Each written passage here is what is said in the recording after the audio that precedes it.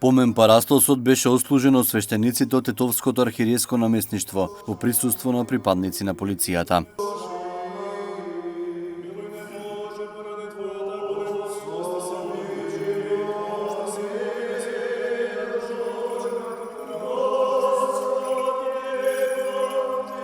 Затоа и Црквата Божја на секоја света литургија и во секоја ектенија се моли во една од прозбите на големата ектенија и вели за христолюбивото воинство.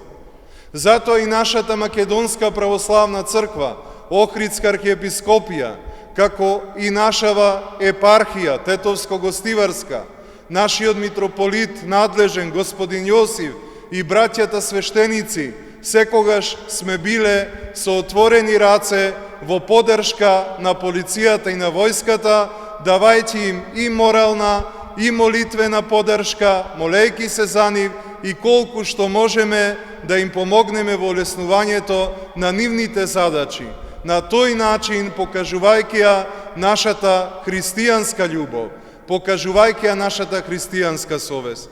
А и денес, спомнувајќи си за овие браќа наши, кои во својата младост животот свој го положија во одбрана на нашата земја, на нашиот благочестив народ, се сеќаваме и со тага и со радост. Со тага зашто млади си замина, со радост зашто нивната жртва е вложија во оваа земја, во овој народ, во оваа татковина. Многу е важно да се одбележуваат ваквите настани, да не заборавиме на хероите кои ги положија своите животи за одбрана на татковината, велат од кабинетот на министерот за внатрешни работи Наке Чулев. Споменот на нив мора да биде вечен. На кој начин ќе се најде, вредно е да се обележи. И на овие панихиди, и на свечености, на деновите кога заминаа, на деновите кога ние прославуваме и славиме нешто, не смеат никако да бидат заборавени.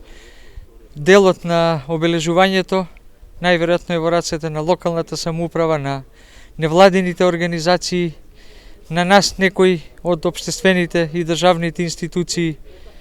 Тука сме за да помогнеме и да направиме, меѓутоа пред се апелирам до сите оние борци, до сите оние колеги, да не се заборава и вечно да се слави споменот на сите оние кои го дадоа животот. За зверското убиство кое се случи на денешен ден на патот кој ги поврзува тетовските села Селце и Вејце кај местноста Брезовица, каде животите ги загубија 8 македонски бранители, никој не е ниту осомничен, ниту пак некој одговараше пред лицето на правдата.